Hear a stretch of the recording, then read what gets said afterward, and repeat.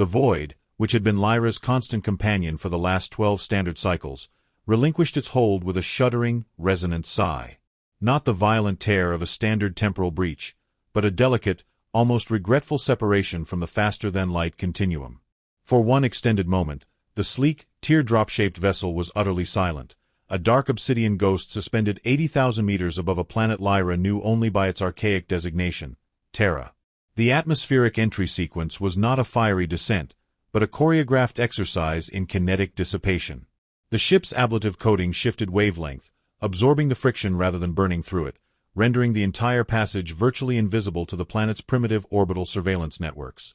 Below, a patchwork of electric light hemorrhaged across the darkness, marking the territories of the dominant species, a species Lyra had once encountered during a dizzying, catastrophic Nexus event 7 years prior, a meeting she was now here to rectify.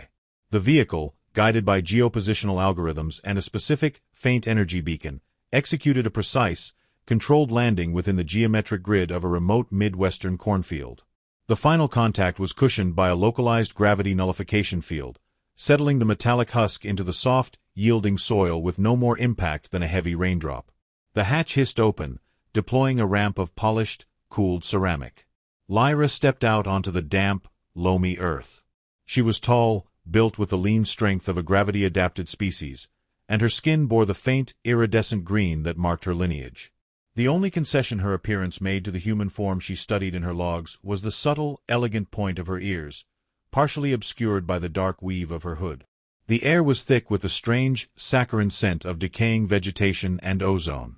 She allowed herself a quick, efficient breath before moving to the core of her mission. In her hand, she carried a compact, intricately carved metallic device, no larger than a Terran human's palm. This was the familial locator, a priceless piece of biosentient technology that had guided her across 3 major spiral arms.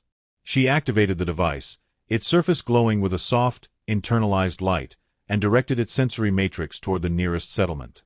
It was immediately inundated, not with the coherent signals of civilized discourse, but a chaotic, aggressive wave of noise. The woman utilized the device to scan local broadcast frequencies and communication signals. Her expression, typically serene, tightened with professional annoyance. 473 concurrent entertainment channels, she muttered in her native tongue, the sound a low, musical vibration. And only 3 dedicated to the actual transmission of knowledge. No wonder the Krell ignore this sector. It's too loud to listen to. A burst of synthesized Terran music, what the data logs termed country pop, nearly caused her to deactivate the sensor in disgust. It sounded, to her highly evolved auditory sensors, like a wounded animal playing an out-of-tune string instrument. She quickly recalibrated, filtering for subtle, non-terrestrial harmonics. Miles away, old Silas Jensen, who only ever relied on his own 2 eyes and a 1980s-era television for news, was looking for his prize-winning rooster, General Tso, who had wandered off yet again. Silas was convinced the general was secretly planning an escape to the neighboring farm for better seed. Instead of a fugitive fowl, Silas saw a green firefly that shouldn't be there, settling silently among the corn stalks. He stared, rubbed his eyes, and decided his new brand of herbal tea might be stronger than advertised. He fumbled for the outdated, plastic handset he carried for emergencies. "Sheriff?" "Yeah, it's Silas. Listen, I think I just saw the future of agriculture, and she's not driving a tractor. She's green, and she just landed, right in my T-47 experimental patch. You tell anyone I called, and I'll deny it, but you better check this out. And bring coffee." He had witnessed the landing and immediately reported the anomaly to local police. The police chief, a man who mostly dealt with noise complaints and misplaced livestock, was initially skeptical. Lyra's sensors confirmed the rapidly approaching terrestrial vehicles. Her initial impulse was to retrieve the ship, but the time-lapse analysis suggested that drawing a fast-moving, multi-ton object across the landscape would only create more unnecessary complications for Arthur, the janitor, the father, the unexpected linchpin of her family's fate. Efficiency dictated minimizing her footprint. The woman quickly activated an adaptive energy field to cloak her arrival craft from view. The act required nothing more than a precise thought, a neural command that activated the ship's multi-spectrum reflector panels. One moment, the metallic pod was there, a solid fact resting on the earth. The next, it was gone, seamlessly blending into the background noise, visible only as a faint shimmering ripple if one were standing directly next to it in just the right light. Silas's sighting would soon be dismissed as a hallucination or, worse, a political stunt. With the ship secured, Lyra returned her focus to the metallic device. She had Arthur's coordinates, derived from the residual temporal distortion signature still clinging to his bio-aura, the faint echo of their shared time hiccup. The signature pointed toward a dense urban sprawl far on the horizon, a mass of low-frequency ambient radiation. She analyzed the most efficient path. Of course, she sighed internally, adjusting the worn leather satchel across her shoulder. He would be located next to the largest concentration of concrete and inefficient combustion engines on the continent. She began trekking toward a distant metropolitan area, guided by a faint energy signature, moving with a fluid, disciplined gait that carried her quickly past the rows of dry, whispering corn. She was careful not to leave behind any measurable biological or electromagnetic trace. Meanwhile, 1,000 kilometers away, the initial, confused reports from the sheriff's department were being cross-referenced with satellite imagery taken moments before Lyra's ship cloaked. The absence of a definitive crash site, combined with the spike in localized, non-patterned radio waves, elevated the incident immediately. Federal agencies immediately categorized the incident as a high-priority, unexplained anomaly.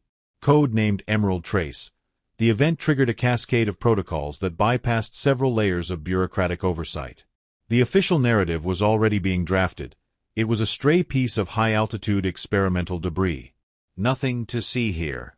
But in the sterile air-conditioned rooms deep beneath the Capitol, the analysts knew the truth was far stranger, and far more pressing. The game had begun, and the first piece on the board was a green queen who walked out of a cornfield. Lyra moved through the city like a ripple in still water. The journey from the cornfield had been a study in Terran inconvenience, requiring calculated maneuvers to avoid both automated traffic surveillance and the persistent, curious gaze of the indigenous population. Her adapted biological cloak, which subtly bent ambient light and heat around her silhouette, was under constant strain from the city's electromagnetic smog, causing a slight energy drain she had not factored into her original temporal budget. Finally, following the persistent, almost plaintive temporal signature of Arthur, the alien woman reaches a massive, aging scientific research facility in the city center. It was a brutalist structure of pre-stressed concrete and smoked glass, a monument to a species that prioritized sheer mass over structural elegance. It smelled of slow decay and institutional secrets. Her familial locator pulsed with a gentle warmth, confirming the signal's origin point was deep within the structure. Lyra initiated a deep scan. The facility's security was typical for a terrestrial government complex. Layers of electromagnetic locks, pressure sensors calibrated for standard human mass, thermal imaging arrays designed to detect common heat signatures, and a network of low-grade biometric scanners based on dermal contact patterns.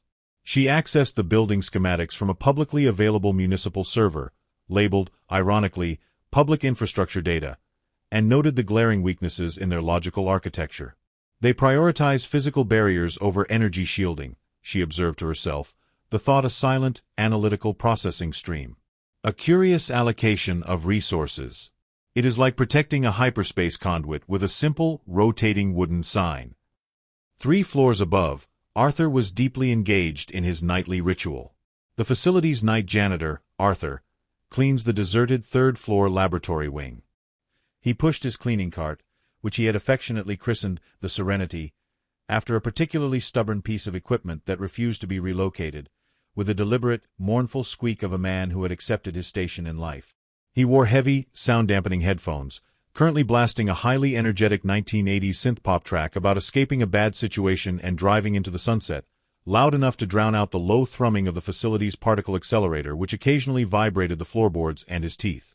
Arthur had the tired eyes of someone who knew exactly where all the facility's emergency chocolate stashes were located, and why they were needed. He reached the Genetics and Applied Cosmology Lab, a room so pristine it felt aggressively clean even before he started. He adjusted the headphones, which were perpetually threatening to fall off his head.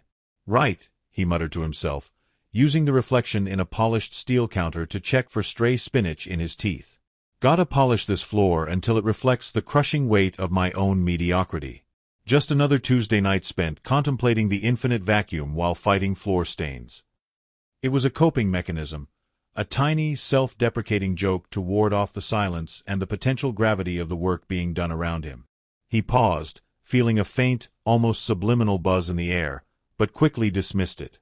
Probably just the fluorescent lights dying a slow, noisy death. Lyra, having finished analyzing the facility's internal power matrix, began her insertion.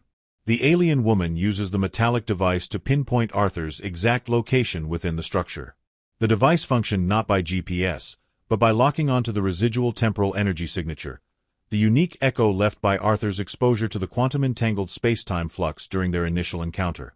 This signature was his beacon, a tiny, glowing thread through the dark cosmic fabric, currently localized in the eastern wing, near the biocontainment core. She targeted the air circulation ducts leading to the third floor, deeming them the least monitored entry path. The facility's physical security systems were reliant on the principle of impenetrability, a concept Lyra found quaint. She employed a micro-phase shift generator, a device concealed within her sleeve, to slightly alter her molecular resonance, shifting her out of phase with Terran physical reality by precisely 0.0003 picoseconds. This allowed her to pass through solid matter as if it were highly viscous air. It required intense mental focus and was tiresome, demanding a significant portion of her internal energy reserves, but infinitely preferable to triggering an alarm that would summon personnel wielding kinetic projectile weapons. She successfully bypasses the facility's extensive, multi-layered security protocols undetected. She paused briefly inside a concrete load-bearing wall, finding the sheer, inert density of Terran construction baffling. They build like they expect the entire moon to fall on them, she thought, shifting her density matrix slightly to avoid contact with a stray piece of rebar that was causing an uncomfortable buzzing sensation near her knee. Such effort for such limited durability. As Lyra rematerialized briefly within the third-floor ventilation system, positioned directly above the cosmology lab's main floor, Arthur, 30 feet away, was meticulously wiping down a massive, custom-built electron microscope. The device Lyra used for the phase shift emitted a subaudible, high-frequency energy pulse as it completed its cycle. This pulse, designed only to affect local molecular bonds, inadvertently brushed against the still-present temporal residue clinging to Arthur's aura, like a tuning fork hitting the right pitch. Arthur experiences a sharp, momentary flash of intense, confused memory retrieval. It wasn't a visual memory he could place, but a sudden, overwhelming sensory input, the crushing pressure of non-Euclidean space, the metallic, sweet scent of ionized exotic gases, and a blindingly beautiful flash of iridescent green light that seemed to pulse in his inner eye. He gripped the edge of the lab bench, his knuckles white, his cleaning cloth falling unnoticed to the polished floor. The high-speed techno track in his headphones suddenly sounded distant, muffled, as if filtered through a kilometer of water. "Whoa!" he gasped, shaking his head hard enough to make his temporal lobes rattle. Must have been the chemical fumes from that new industrial-strength wax. I knew buying the extra-strength reality bender polish was a mistake. He laughed, a short, nervous sound that didn't quite reach his eyes, but the unsettling feeling that he had just glimpsed a life he never lived, a journey he never took, lingered like static electricity on his skin, refusing to dissipate. Either that, or I'm finally remembering where I left my lucky parking ticket from '08. Inside the ventilation shaft directly above the cosmology lab, Lyra watched him through a fine mesh viewport. The green visitor observes Arthur from a ventilation shaft, analyzing his emotional state. Her eyes, typically the color of pale amber, glowed faintly as she cross-referenced his biometric data, heart rate, galvanic skin response, and pupil dilation, with a preloaded database of Terran stress profiles. His systolic response to the temporal residue pulse was 40% higher than expected, confirming his deep, intrinsic, non-physical connection to the 7-year-old event. He was reacting to her presence, and the residual energy she carried, even if he couldn't consciously perceive her. Lyra felt a flicker of something she rarely permitted herself, sympathy tinged with logistical frustration. He was a simple, relatively unsophisticated organism, unprepared for the vastness of the universe he now unwittingly carried within his genetic code. While Arthur resumed polishing the stainless steel sinks, trying to hum louder than his music to cover the lingering sense of disorientation, Lyra shifted her focus to the facility's primary server stack, located directly beneath her position in a climate-controlled sublevel. The core held decades of observational data, including all archived records from the 7-year period corresponding to the temporal distortion event. She downloads encrypted data logs, searching for records of a 7-year-old cosmic anomaly. She didn't use a physical cable. Instead, she deployed a microdrone, no bigger than a grain of Terran rice, which employed a quantum entanglement relay to tunnel through the network's firewalls. The drone bypassed the initial digital defenses, which Lyra judged as structurally sound as a papier-mâché barrier, and began streaming the data directly into her metallic device. Hundreds of terabytes of mundane observation, weather data, geological surveys, lunch orders, were rapidly analyzed, interspersed with the specific, subtle energy fluctuations she was hunting for. The download was slow by her species standards, about 1.2 petabytes per Terran hour, but she had to conserve energy. Arthur, meanwhile, was emptying the contents of a small, labeled waste bin, labeled, with typical Terran bureaucratic flair, hazardous, Class 4 biological waste, non-combustible organic byproducts, into his heavy-duty sanitation bag. As he swept the floor around the waste station, his broom snagged on something small and hard that refused to be swept away. He bent down and picked it up. Arthur discovers a small, shimmering piece of extraterrestrial material near his cleaning cart. It wasn't metal, glass, or plastic. It was a fragment of what looked like solidified starlight, cool to the touch, and it pulsed faintly with a deep violet luminescence that was impossible to mistake for anything manufactured on Earth. It was beautiful, slightly crystalline, and completely inexplicable, like a chunk of frozen nebula. "Ha!" Arthur muttered, turning it over in his fingers. "Looks like a piece of space diamond. Probably fell off Dr. Algenib's new zero-point energy generator prototype. That thing breaks down faster than my old pickup truck's transmission." He quickly pocketed the fragment. If he reported it, it would mean paperwork, security interviews, and likely losing his lucky find to the lab geeks who would dissect it down to the last quark, probably naming it Arthur's Folly. It was probably just fancy glass that had survived an unusually hot experiment, anyway. But as he tucked it into his jacket pocket, the feeling of pressure, the echo of that non-Euclidean space, intensified again, like a drumbeat beginning deep in his chest. Lyra's data stream completed just as Arthur began mopping the main corridor. Her search confirmed that the facility had detected and archived the anomalous energy spike 7 years ago, though they had misidentified it as a solar flare interference event combined with sensor drift. The evidence of the distortion was right there, buried in their archives, providing the final, incontrovertible confirmation she needed. Her mission of tracking and verification was complete, save for the most crucial and most precarious part, the confrontation. She retracted the microdrone, deactivated the phase shift generator, and inhaled the sterilized Terran air one last time. Her time for observation was over. The janitor was about to meet his destiny. Lyra lowered herself silently from the ventilation opening, landing with a barely audible thump of displaced air. She stood, perfectly still, letting her human-mimicking cloak dissolve as she solidified her presence in the corridor. The temporal signature was strongest now, vibrating gently in the metallic device in her hand, a palpable magnetic pull between them. The alien woman finally descends and stands silently in the corridor, directly behind him, a green shadow waiting for him to turn off his music and acknowledge the new, impossible reality standing just a meter away.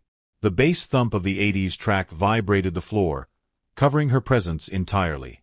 Lyra descended from the ventilation system with practiced grace, the soft thump of her landing lost beneath the booming bass line Arthur's headphones emitted. Arthur was humming slightly off-key, fully absorbed in scrubbing a particularly stubborn stain near the emergency power conduit. A stain he suspected was the polymerized residue of experimental nutrient paste. He finished the spot, straightened, and pulled one side of his large over-ear headphones down, pausing the music in one ear. He sighed, prepared to resume his lonely march down the endless corridor, and then he saw her. Arthur turns and sees the green-skinned woman, initially mistaking her for a costumed visitor. His immediate, visceral thought was not alien invasion, but, oh, for the love of the stars, not another interdepartmental prank.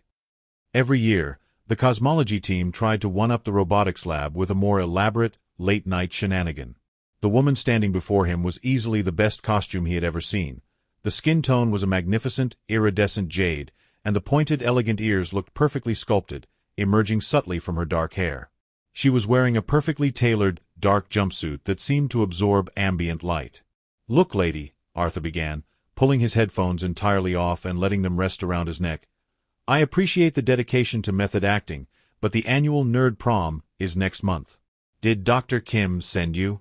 Because if you're here about the particle accelerator budget cuts, I'm just the guy who cleans the floor. I'm afraid I have zero influence on departmental funding, though I can tell you the best way to get grease out of high-density polymers. He paused, noticing the intensity of her pale amber eyes, which seemed to be studying him with the detached precision of a highly advanced scanner. Seriously, though, those ears are amazing. Are they latex or some kind of biosynthetic polymer? They look utterly seamless. Lyra did not speak in a Terran language. She didn't move her mouth, or her lips, or even shift her stance. Instead, Arthur felt a sudden, sharp, ice-pick headache bloom behind his eyes, followed instantly by a flood of crystalline, perfect information bypassing his auditory cortex entirely. The woman communicates telepathically, transmitting complex concepts without sound. It wasn't a voice in his head. It was data, compressed and delivered directly to his consciousness. The feeling of a vast emptiness, a dizzying sense of distance, and the unmistakable, irrefutable knowledge that this was not latex, not a costume, and not a joke. He staggered backward, gripping his cleaning cart for support. I am Lyra of the Cynosure Concord. I have traveled 4.3 kilolight-years. The polymer is biological. And your designation is Arthur, primary genetic donor. The transmitted message hit him with the weight of an interstellar freight train. He blinked rapidly, clutching the small, glowing violet fragment in his jacket pocket, suddenly realizing its true, terrifying origin. Genetic donor? Hold on, hold on.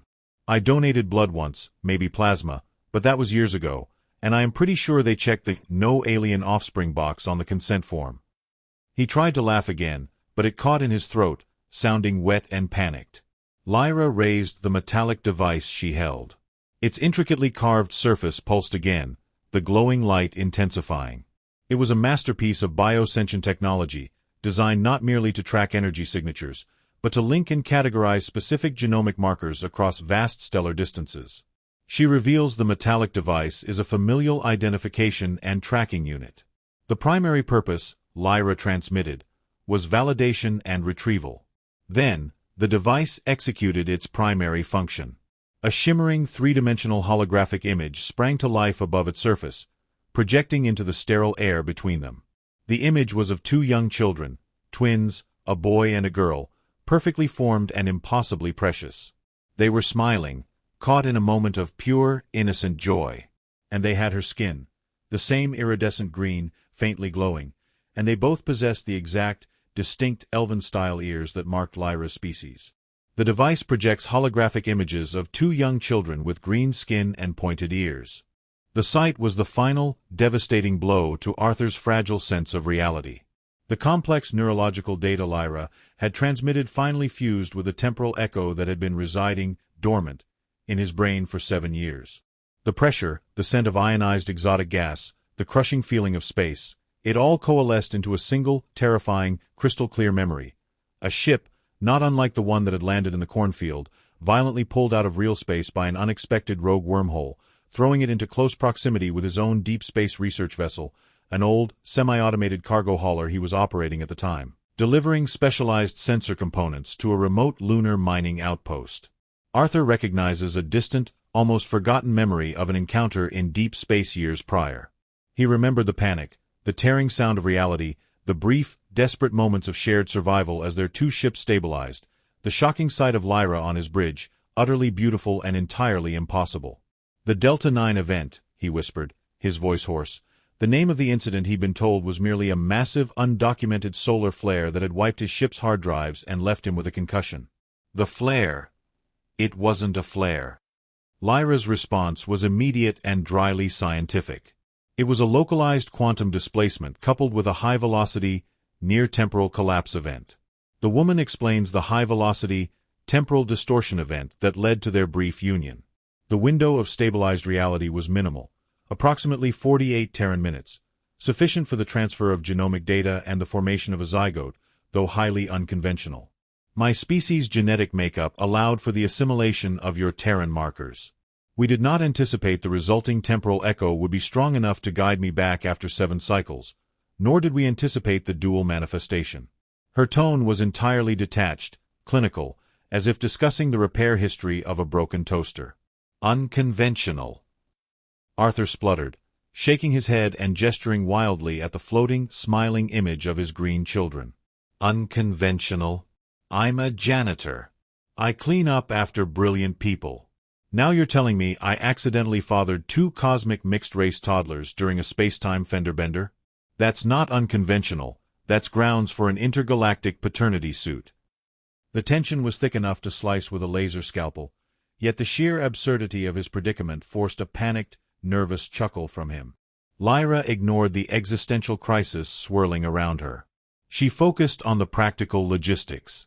She reached into her satchel and produced a small, silver, hermetically sealed canister, no larger than a Terran human's finger. Final confirmation is required. This is a non-invasive cellular analysis unit. Deposit a small biological sample, saliva, skin cell, hair follicle, for immediate sequencing and verification against the children's stored DNA profile. The temporal displacement necessitated immediate return to my civilization. The delay in processing the genomic data was unavoidable. She hands Arthur a small genetic sample requiring his confirmation of paternity. It will take 64 seconds for a full match calculation. Arthur stared at the canister, then at the children's smiling holographic faces, then at Lyra's perfectly green, non-judgmental face. His brain short-circuited. He wasn't a hero, a scientist, or a starship captain. He was Arthur, the guy who made sure the hazardous waste was properly labeled. This was beyond his pay grade, beyond his reality. His training, drilled into him during mandatory facility compliance courses, kicked in not with courage, but with the desperate need to escape any situation that involved the police, paperwork, or anything labeled non-invasive cellular analysis. He dropped the canister, which bounced harmlessly off the polished floor, and spun around, intending to bolt down the corridor toward the main lobby and the nearest exit, a door marked with a brightly glowing red pushbar.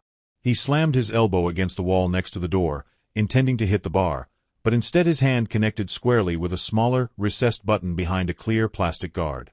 This was not the emergency exit bar, but the rarely used covert security override and silent alert activation. The button silently depressed. 3 floors below, in the security hub, a single unblinking red light began to flash on the main operations board, accompanied by a low, internal chime audible only to the guards. Intruder alert. Section Gamma 9. Priority 1. Arthur, overwhelmed, attempts to retreat, which triggers the facility's automated silent alarm system. Lyra, whose biometric and environmental sensors were far more advanced than the local security system, immediately registered the change in atmospheric pressure and the faint, approaching electronic pulse of the guard's internal communications. Terran security forces inbound. Unnecessary complication. She didn't hesitate. She retrieved the canister from the floor with an elegant, rapid movement, and with her other hand, she directed a quick, focused burst of low-frequency resonant energy from her familial locator device toward the approaching security channel on the sublevel. A wave of targeted, non-lethal energy traveled through the concrete structure. Downstairs, 3 security guards, who were just rounding the corner toward the main stairs, suddenly felt a sharp, debilitating cramp in every major muscle group simultaneously, followed by a dizzying loss of inner ear equilibrium. They collapsed in a heap, temporarily paralyzed by the sudden, focused neural interference, clutching their heads in silent agony. The non-lethal pulse had neutralized them completely, rendering them incapacitated for the next few Terran minutes, enough time for Lyra to execute the next phase of her plan. The woman momentarily immobilizes the local security team using a focused, non-lethal energy pulse. Lyra glanced at Arthur, who was staring wide-eyed at the spot where the energy had been emitted. Your attempt to alert authorities was predictably inefficient. Now, we depart. The children require processing. She gave him a look that clearly communicated, try to run again, and I'll use the higher frequency. Lyra's amber eyes flickered with irritation at the unnecessary expenditure of energy. The silent alarm Arthur had triggered was a logistical setback, not a threat, but it required acceleration. She grabbed Arthur's sleeve, the material suddenly feeling impossibly strong and cool against his skin, and pulled him past the cleaning cart and toward a nondescript service panel marked only with the faint, faded caution symbol for high-voltage coupling. No time for inefficient public exits, she transmitted sharply. Lyra produced a small, silver stylus, which emitted a clean, high-intensity plasma beam, cutting a perfect surgical circle through the hardened steel plate of the access panel. The whole process took less than 3 seconds, smelling faintly of ozone and burned metal. Arthur, who spent half his life maintaining the structural integrity of this building, stared at the neat hole with professional dismay. "Well, there goes my security deposit," he mumbled, stepping over the neatly cut circle. "That's going to be a nightmare to patch. You know how hard it is to get maintenance requisitions approved for level 5 access points? They'll make me pay for that out of my holiday bonus." Lyra ignored his distress over facility administration. "Utility Tunnel Gamma 9 is our route." Arthur recognized the designation instantly. The old sub-basement sewer intercept? Nobody's used that since '98 when the bio-containment system flooded. It's dusty, probably full of rats, and smells like desperation and old particle physics textbooks. Nonetheless, he was already moving, his janitorial knowledge overriding his panic. He knew the layout of the old maintenance arteries better than the lead architect. The alien woman and a stunned Arthur escaped the secured research facility through an obscure utility tunnel, the plasma-cut circle ceiling behind them with a low, mechanical clunk Lyra managed to manipulate remotely. Moments later, the chaos arrived. The incapacitated guards were discovered, and the flashing alarm light turned into a blaring siren within the facility's deep recesses. The facility perimeter was immediately saturated. Federal tactical agents arrive on the scene and immediately secure the building's perimeter. They deployed multispectral thermal sweeps and magnetic anomaly detectors, but Lyra's brief cloaking field had been sufficient. All they found was a neatly cut steel plate, a slight residual warmth, and 3 security guards complaining simultaneously about profound, localized muscle spasms and a ringing in their ears that sounded strangely like a distant choir. While Lyra and Arthur navigated the dark, damp, and impressively spider-web-laden tunnel system, the world outside began its inevitable spiral into rumor and spectacle. A low-grade, grainy piece of CCTV footage, taken from an external camera before Lyra phased into the building, somehow found its way onto the global infosphere. It showed the briefest flash of the green-skinned woman near the facility's loading dock, a phantom figure in the night. The footage was poor quality, easily dismissed, but the image of the tall figure with the unusual silhouette immediately ignited every dormant conspiracy theory on the planet.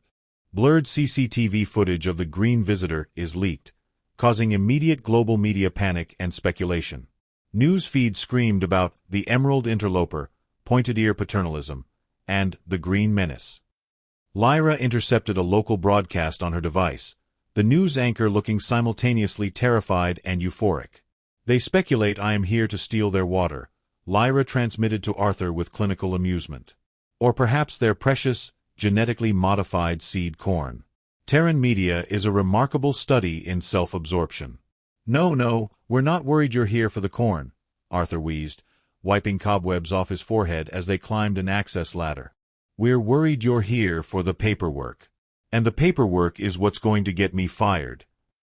They reached a quiet drainage exit several blocks away from the facility. Lyra, using a focused acoustic damper built into her boot sole, muffled the sound of the grate being lifted. Once they were clear and moving down a secluded, tree-lined street, Lyra extracted the small, silver canister Arthur had dropped earlier. They paused under the meager illumination of a faulty sodium lamp. "Final validation required now. We will need accurate genetic vectoring for the next phase of travel. This is not optional."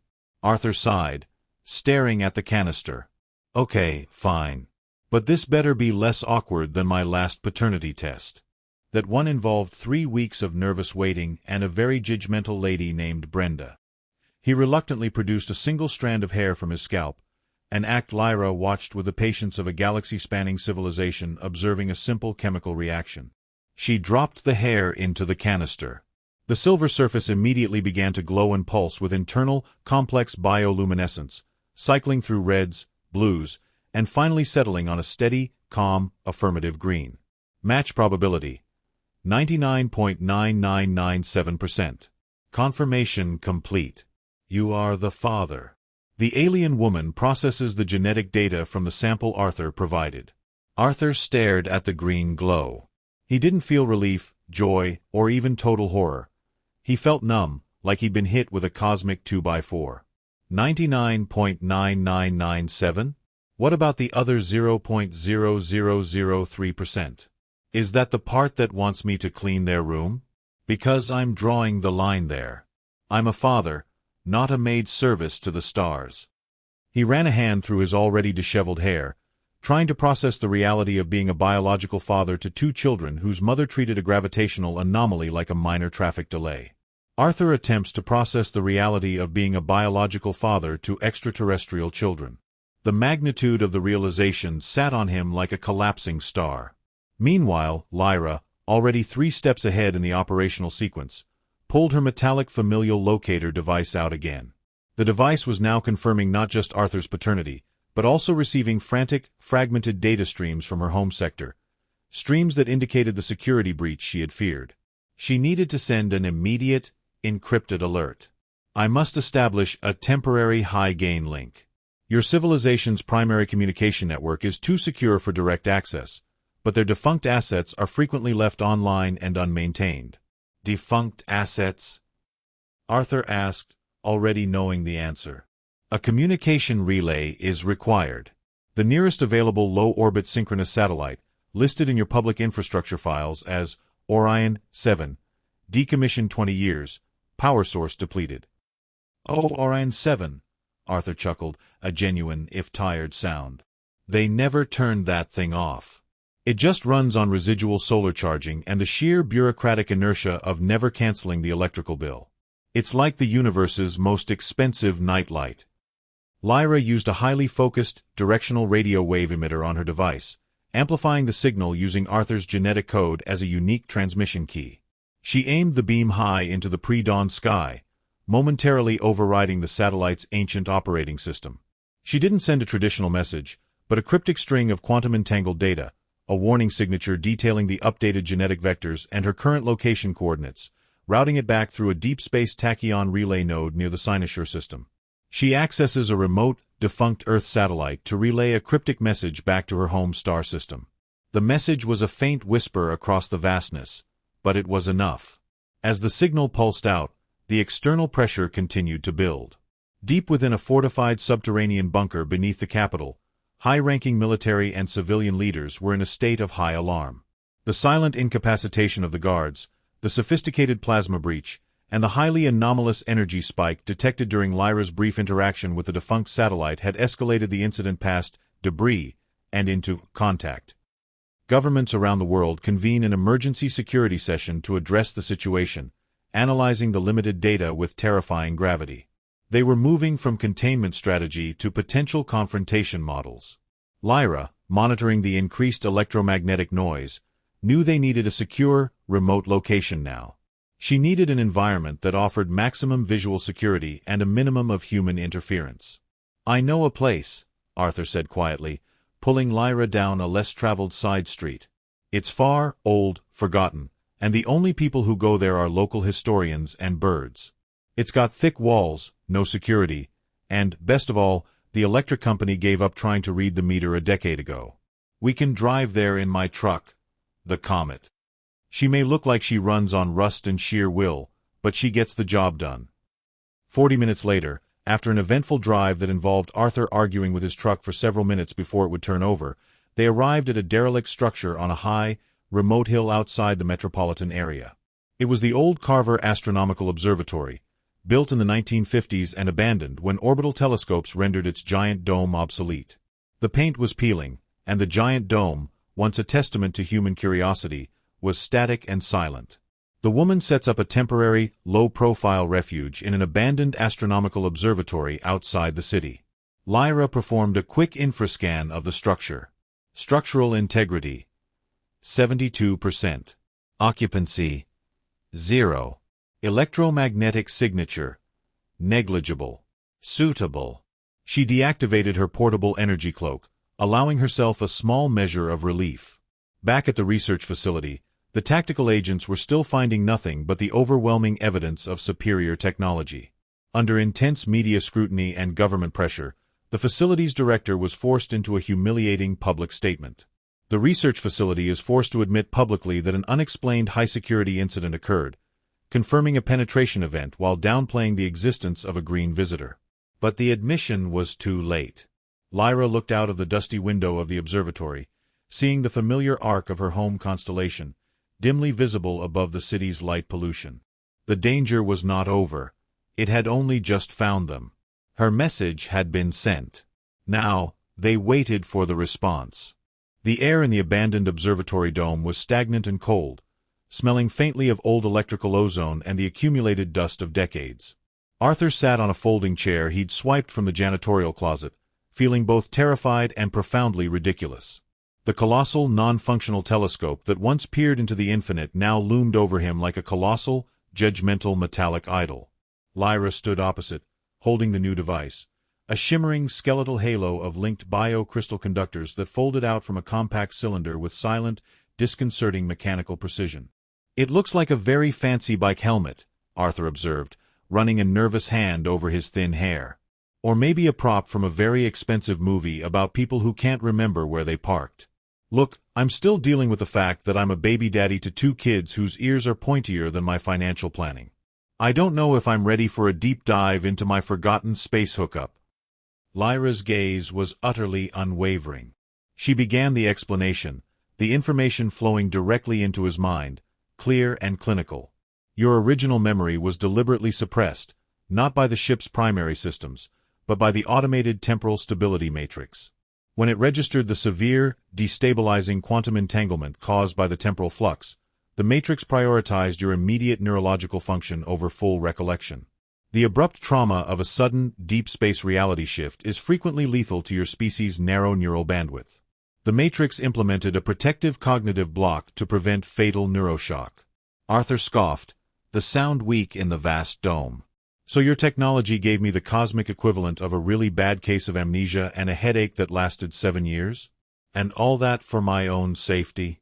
I appreciate the sentiment, but honestly, I thought losing my keys was bad. At least now I know why I forget every time I put the milk away in the pantry instead of the fridge." He felt the needling itch of doubt give way to a weary curiosity. He needed to know the details of his own life. The blank space in his history was a vacuum waiting to be filled. He consents to the procedure, needing full clarity about the forgotten events of his past. "It is a hollow synaptic restorer," Lyra transmitted, raising the device. "It will safely untangle and rethread the corrupted memory pathways." "Hold still." The highly sophisticated, helmet-like device settled around his head, its bio-crystal points resting against his temporal lobes. It began to hum, a deep, low-frequency sound that resonated not in the air, but in the marrow of his bones. Lyra initiated the connection. The world dissolved into pure, aggressive sensation. It was not like watching a film.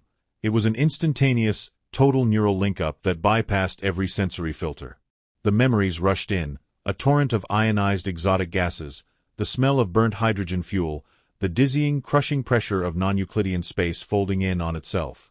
He was not just seeing a memory, he was reliving the sheer, magnificent terror of his old cargo hauler being snatched from linear spacetime. The pain of the temporal distortion was excruciating, but beneath it, the feeling of shared necessity, the brief, intense connection with Lyra in the vacuum between realities, was undeniable.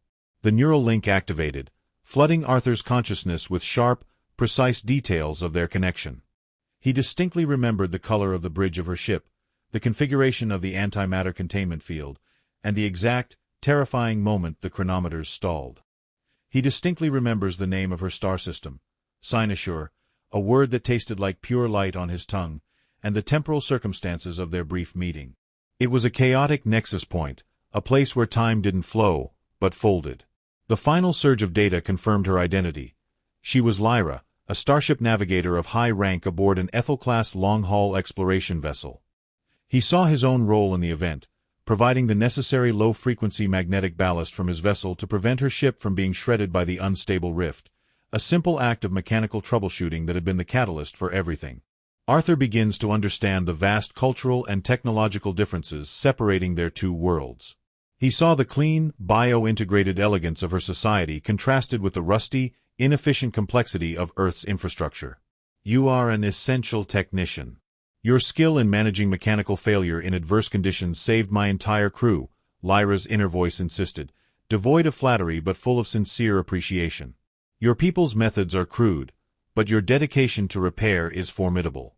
Oh, so I went from being a janitor to being a formidable technician in 5 minutes flat, Arthur chuckled, though his face was pale with the strain of the download. It's all just applied thermodynamics, honestly. And avoiding bureaucracy. That's the real skill. The revelation of her sophistication should have made him feel small, but seeing the depth of their accidental connection, he felt only a profound, dizzying sense of fate. The technological disparity is only an issue if one lacks adaptability, Lyra transmitted. And you, Arthur, are uniquely adaptive to chaos. Just as the neural link was scheduled to safely disengage, the hollow synaptic restorer, operating as an unintended quantum receiver due to its advanced material composition, registered a highly specific, fragmented data burst. Lyra's face, visible to Arthur through the neural connection, tightened with cold, professional alarm. The signal was not from her home system. It was a short-wave, highly compressed military-grade tracking beacon, a malicious signature that spoke of predatory interstellar intent. The device briefly intercepts a fragmented signal indicating Lyra's ship is being tracked by a hostile entity. Krell Collective, Lyra transmitted, the single word a shard of ice in Arthur's mind. Their technology has locked onto the initial temporal echo, the residual distortion signature left by my arrival craft. They are hunting the children's genetic vector across the galaxy. Lyra ripped the device from Arthur's head, the sudden disconnection leaving him gasping for air and staring at the dusty floor. Before Arthur could process the full terror of being hunted by an entity called the Krell Collective, Lyra was already at her familial locator, analyzing the intercepted tracking frequency. The time window is closing. They have the coordinates of the crash site. And indeed, miles away, back in the remote Midwestern cornfield, the culmination of 3 days of intense aerial and subsurface analysis by a highly classified government task force finally paid off. They had dismissed the farmer's green visitor report, but they couldn't dismiss the lingering magnetic ghost of the cloaked ship. Using a multi-frequency gravimetric sensor array deployed from a specialized airborne platform, the technicians received the unambiguous positive hit. A persistent, focused energy distortion signature, the outline of a massive metallic object, was confirmed in the exact center of Silas Jensen's field. The U.S. military successfully locates the cloaked starcraft's residual energy signature in the cornfield. The order was relayed immediately. A heavily armed extraction team was already in motion. The first piece of Lyra's defense was now compromised. The clock to galactic confrontation had just begun a rapid countdown. Lyra moved with a frightening economy of motion, her amber eyes scanning the dusty interior of the observatory dome as if calculating escape vectors from a failing starship. The brief, intercepted transmission from the Krell probe, a needle-thin burst of malicious intent, had vaporized the last lingering shreds of her professional calm. She turned to Arthur, who was still blinking rapidly, grappling with the sudden memory implant of interstellar paternity. Arthur, she transmitted, her internal voice now tight, stripped of its previous clinical detachment, you must grasp the severity of our shared predicament. The identity of the tracking source is the Krell Collective. They are not conquerors. They are purists. Lyra explains that her civilization faces an extinction-level threat known as the Krell Collective. She transmitted a concise, data-rich overview of their history, a xenophobic, hyper-militarized consciousness that views all genetic mixing as a contamination of the galaxy's primordial biological integrity. They did not simply invade. They cleansed, using bioweapons designed to target specific, complex genetic anomalies. The Krell Collective tracks and eliminates all genetic offspring across known habitable zones. Arthur swallowed hard, the metallic taste of fear replacing the residual ozone from the memory device. So, let me get this straight, he whispered, running a hand over his face. My kids, your kids, are the cosmic version of an allergic reaction? And the Krell are the galaxy's most extreme, homicidal antihistamines. He shook his head, the horror now filtering through his established mechanism of self-deprecating wit. I figured the worst thing I'd ever pass on was my ability to overthink parallel parking, but apparently I've contributed to a major intergalactic threat assessment. That's ambitious for a janitor. Their initial pursuit vector was linked to my ship's temporal wake.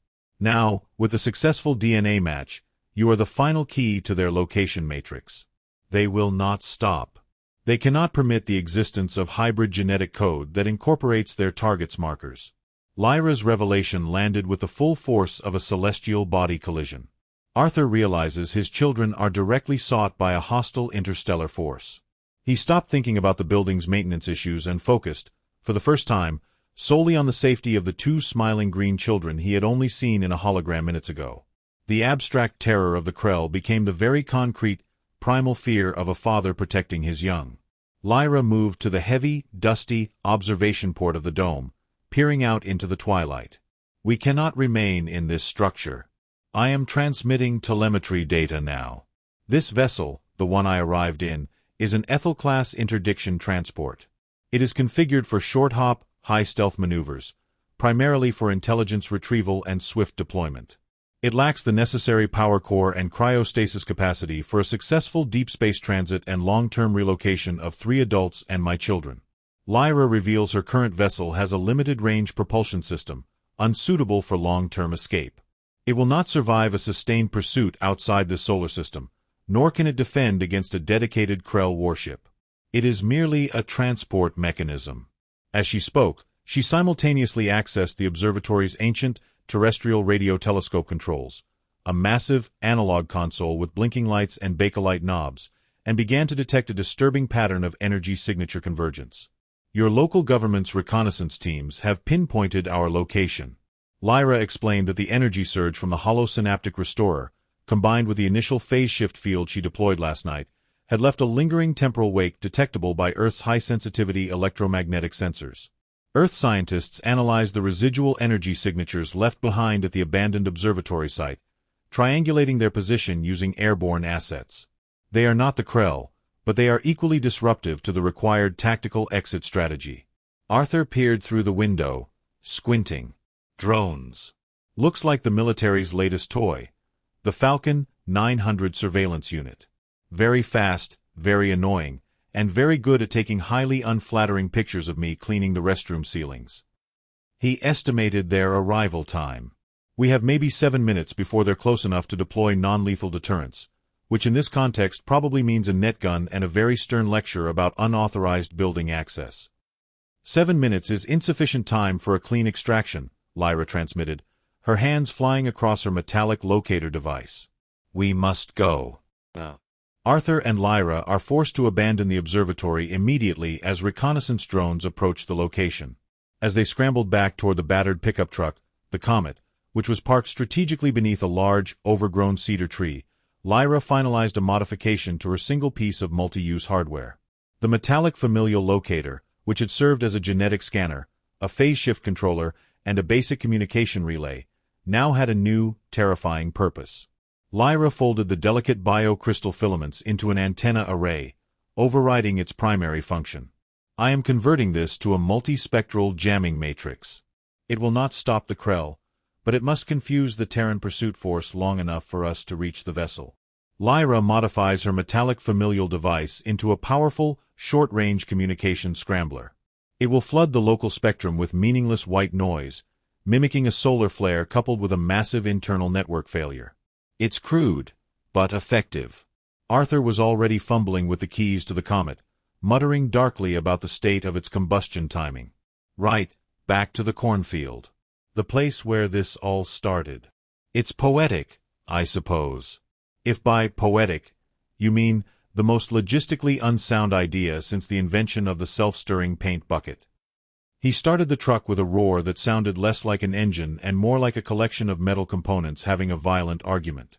Lyra activated the scrambling matrix. The air around the truck immediately felt thick and strangely electric, and the lights on the surrounding street infrastructure flickered violently. The incoming reconnaissance drones suddenly banked erratically, their visual feeds dissolving into static and their navigational software struggling with the flood of false data. They decide to relocate to the only secure location available, the cloaked starcraft in the cornfield. It was a desperate gamble, but the highly cloaked Ethel-class vessel was still the safest haven on the planet, provided they could get there before the military found the physical location of the cloaking field. As Arthur wrestled the old pickup down the winding mountain road, Lyra held the scrambling matrix steady, focusing on maintaining the bubble of electromagnetic confusion around them. Her advanced internal monitoring systems, however, were still processing the faint, high-velocity signal they had intercepted earlier. Her blood ran cold. The Krell scout probe, designated Harbinger Alpha, was no longer simply tracking from deep space. It had transitioned into the solar system. Utilizing an advanced, non-luminescent stealth geometry and powered by a muffled dark matter drive, the probe had slipped past the Terran orbital defense grids and deep space listening arrays entirely. It was currently positioned beyond the orbit of Jupiter, accelerating inward with horrifying speed. Lyra knew the truth before any Earth-based observatory could register the anomaly. The Krell Collective's initial, fast-moving scout probe enters the edge of the solar system, undetected by Earth's instruments. The hunter had arrived in the local celestial hunting grounds, and the trap was closing around them. Lyra deactivated the communication scrambler just as Arthur wrestled his old pickup, the Comet, to a shuddering stop on the edge of the cornfield. The massive teardrop-shaped vessel remained perfectly cloaked, an absence in the humid air, detectable only by the faint shimmer it cast on the top layer of corn stalks. Lyra opened a personal bio-access panel near the vessel's base, and the adaptive energy field peeled back, revealing the smooth, obsidian hull.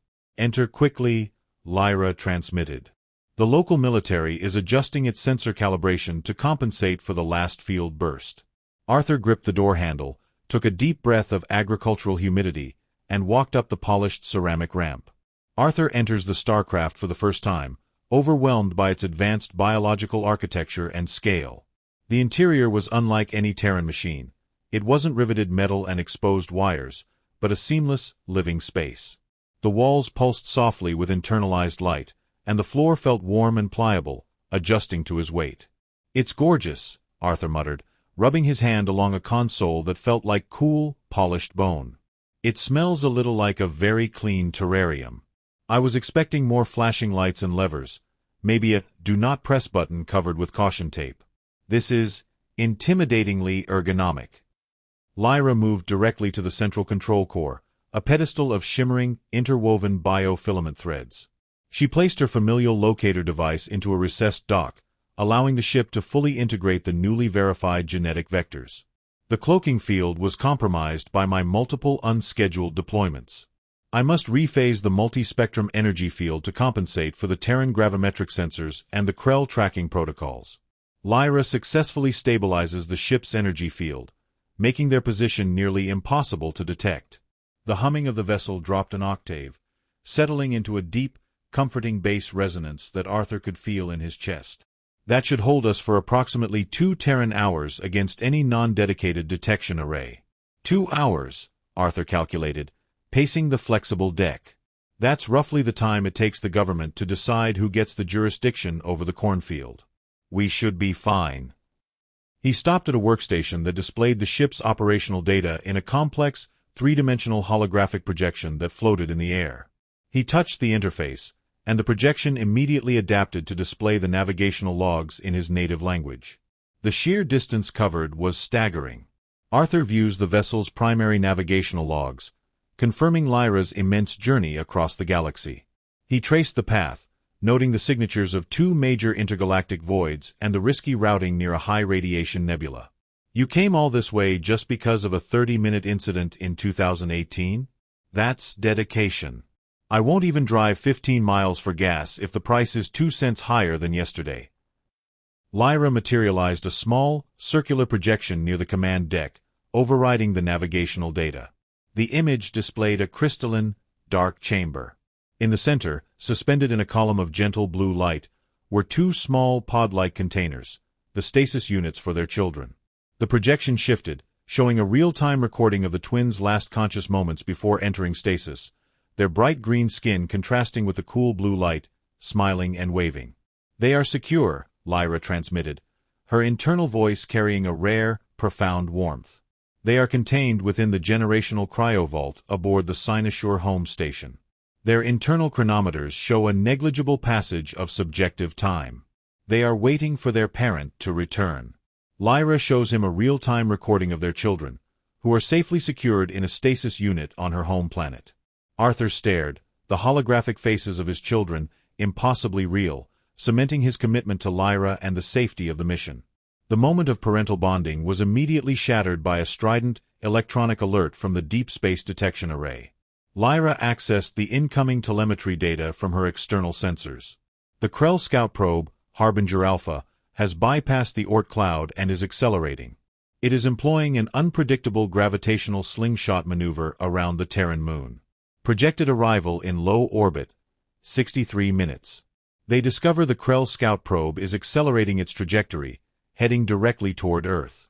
It has calculated the most direct descent vector to our location based on the initial temporal echo left by the vessel. 63 minutes, Arthur repeated, his maintenance-oriented brain kicking into emergency planning mode. That's barely enough time to order takeout, let alone figure out how to hide a space yacht from a genocidal race of space fascists. He looked around the advanced control room, his eyes suddenly catching sight of a familiar schematic on the wall, one detailing the complex Terran infrastructure Lyra had tapped into. The schematic showed the energy grid of the metropolitan area, including the facility they had just fled. His gaze locked onto the Genetics and Applied Cosmology Research Facility. "Wait a minute," he said, tapping the holographic schematic. "That facility, the old one we left? Its primary sensor array is linked directly into the city's tertiary power grid, right? It was designed to pull massive energy surges for the accelerator, but the whole system is ancient." "Your analysis is correct. It is a highly inefficient, high-demand node," Lyra confirmed. "Inefficient, yes, but predictable," Arthur insisted, the unexpected relevance of his years of meticulous janitorial observations giving him a sudden surge of confidence. "I spent 2 years fighting that array because it kept blowing out the substation fuses. If you push the right frequency, the one that causes a harmonic feedback loop in the old capacitors, you don't just overload it. You turn it into a massive electromagnetic shockwave antenna. It's basically a giant, localized EMP, without the fallout." Arthur uses his detailed knowledge of the research facility to suggest a weakness in its primary sensor array. Lyra analyzed his suggestion, cross-referencing his local data with her knowledge of Krell sensor technology. A temporary, massive, non-ionizing magnetic distortion field would blind the Krell probe's primary spatial navigation matrix for a crucial window of approximately 10 minutes. It is a viable deterrent, giving us the necessary buffer for the high-velocity jump drive sequence. Lyra develops a plan to overload the facility's array remotely to create a massive magnetic distortion field. "Think of it as hitting the mute button on the entire city, just for the bad guys," Arthur clarified, a thin smile forming. "My knowledge of poorly grounded municipal electrical systems is finally saving the galaxy. My resume is going to look amazing after this." The magnetic distortion field is intended to temporarily blind and delay the incoming Krell scout. Lyra quickly integrated the facility's specific harmonic frequency into the ship's navigational computer. The ship's internal systems were already preparing the primary drive for the volatile jump sequence. One final measure is required. Arthur pulled out his aging, government-issued emergency communication handset, the one he only ever used to call maintenance when the coffee machine broke. He knew the internal high-security contact code for his former boss, a highly placed, but deeply cynical, technician named Sarah. He sent a single, short, encrypted text message, referencing the exact sequence of the Krell probe's current trajectory, disguised as a coded threat concerning the facility's imminent environmental contamination. Code read: Orion, 7 trajectory spike confirmed. Recommend immediate level 5 blackout on Gamma 9. The dust is about to hit the fan, Sarah. Trust me on the fan. Arthur transmits an urgent, cryptic warning about an imminent high-level threat to his former government contacts. It was a minuscule action in the face of an interstellar crisis, but it was his final, Terran move, a janitor's desperate attempt to warn the people he was leaving behind. The time for talking was over. Lyra confirmed the ship was ready. Lyra sat at the control core, her fingers hovering over the glowing biofilament threads. The ship was silent except for the low thrum of the jump drive pre-sequencing, a sound that felt more like a vibration in the air than an acoustic phenomenon. Arthur stood behind her, gripping the back of a command seat, watching the main holographic screen that displayed the highly complex, unstable harmonic overload protocol targeting the distant research facility. Initiating remote command sequence. Lyra transmitted. The power draw is immense. This will momentarily render our stealth fields inert. We will be visible to your military sensors for 2.7 seconds during the power surge and subsequent discharge. Great, Arthur muttered, his voice barely audible. 2.5 seconds of fame, followed immediately by total disappearance. The story of my life. Just promise me you're not going to fry the entire city. My pension fund is tied up in municipal bonds. Lyra ignored the pension concern, focusing on the critical timing. She pushed the final sequence command, a silent, mental act of will. Far away, at the Genetics and Applied Cosmology facility, the antiquated tertiary power grid, Arthur's nemesis for years, suffered a catastrophic, controlled failure. The massive energy drain from the remote activation of the old particle accelerator array was immediately redirected into the atmosphere as a concentrated, high-frequency electromagnetic burst. The decommissioned research facility's power grid suffers a massive, controlled, electromagnetic overload. The surge was precisely tuned to the capacitor's resonant frequency, converting the research facility itself into a giant, localized, non-ionizing EMP emitter. The effect was instantaneous and widespread. The city's lights flickered once, briefly, then returned. But in the deep reaches of space, the Krell scout probe, Harbinger Alpha, was violently jostled. Its sophisticated spatial navigation matrix, which relied on ultra-precise readings of gravitational variances, was momentarily crippled by the flood of chaotic magnetic noise. The scout probe went blind, its targeting system spinning into useless confusion as its trajectory calculation failed. The resulting electromagnetic pulse momentarily cripples the sensor systems of the approaching Krell scout. Lyra confirmed the data. Target blinded. We have a 10-minute window. Nice, Arthur exhaled, wiping sweat from his brow. See, that's what happens when you skip routine maintenance, guys. It comes back to bite you in the cosmic rear. Lyra looked at him, her gaze sharp, direct, and now, finally, tinged with a flicker of respect.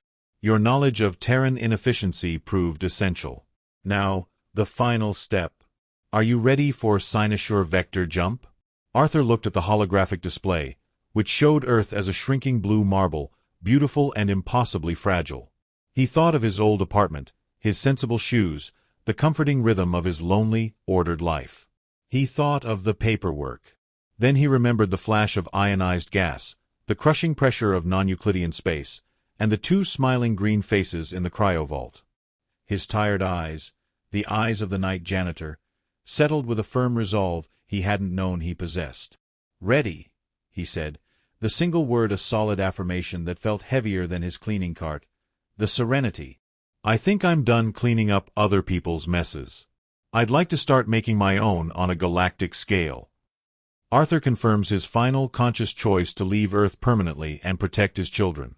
The choice was no longer about escape. It was about destiny. His journey had stripped away the janitorial uniform and revealed the resourceful technician beneath. Lyra nodded, a minute gesture of acceptance. Hold tight. She activated the high-velocity jump drive. The ship's internal energy field destabilized momentarily to prepare for the dimensional transition, causing the starcraft to briefly, violently uncloak. For less than 3 seconds, the obsidian teardrop ship materialized fully, resting like a monument in the center of Silas Jensen's cornfield. Earth's military forces detect the starcraft's momentary uncloaking signal over the cornfield. It was the first hard visual confirmation Earth had ever received of its visitor, a sight that simultaneously ignited and terrified the ground troops approaching the perimeter. Then, the true terror of interstellar travel began. The ship did not accelerate, it folded space. A brilliant, shimmering green-blue dimensional warp bubble erupted around the vessel, a sphere of pure, contained energy that momentarily tore a clean hole in the Terran sky. The massive pressure differential caused a localized sonic boom that deafened the few remaining military analysts who hadn't been affected by the EMP. The vessel generates a brilliant, shimmering green-blue dimensional warp bubble around itself. Inside the bubble, the world outside became a violent, streaking blur of impossible color.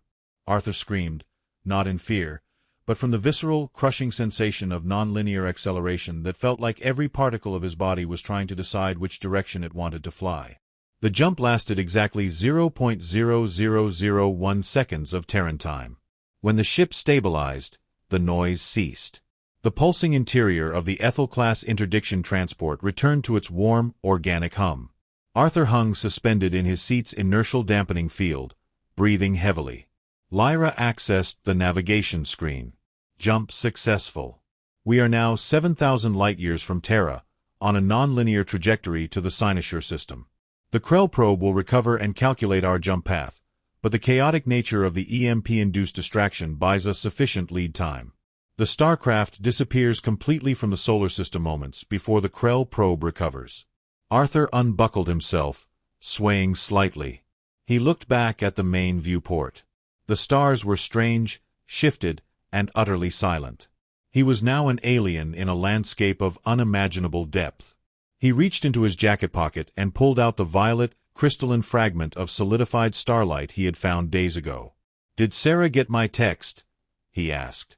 Lyra smiled, a genuine small lift of the corners of her mouth that was more eloquent than any transmission. "Your cryptic communication proved highly effective. Your former employer, the technician designated Sarah, has used her authority to implement a deep system power protocol that permanently monitors the Krell's target frequency. Your planet is now aware, if still officially denying it, of the threat. You did not simply run, Arthur. You warned your entire civilization." Arthur looked at the crystalline shard, then back at the strange, distant light of the cynosure system beginning to form on the horizon. He was no longer just Arthur the janitor, fighting dust bunnies and bad fluorescent bulbs. He was Arthur, the galactic technician, the father, the man who had traded his mop for the stars and successfully saved his home planet from being taken entirely by surprise. The journey had stripped away his mediocrity and replaced it with purpose. "Good," he said, pocketing the fragment of starlight. "I just hope they remember to empty the hazardous waste bins on the 3rd floor. Otherwise, I'll have to send them a very strongly worded intergalactic maintenance report." He looked at Lyra, a calm, new confidence in his eyes. "Now, where exactly is the galley? I need to find out what passes for coffee on a ship that runs on biofilaments and cosmic irony. The only remaining trace is the scorched earth and a faint, residual energy echo, leaving their fate uncertain, yet bound for the stars."